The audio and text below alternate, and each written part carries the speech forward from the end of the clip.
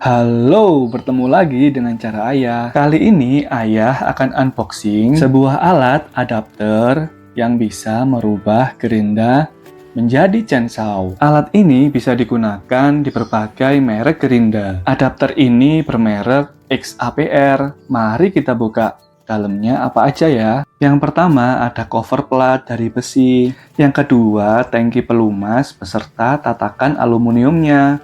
Ada handle, karet-karet, rantai, cover plastik, dan juga rumah rantai. Dan yang terakhir ada buku panduan. Terima kasih sudah menonton.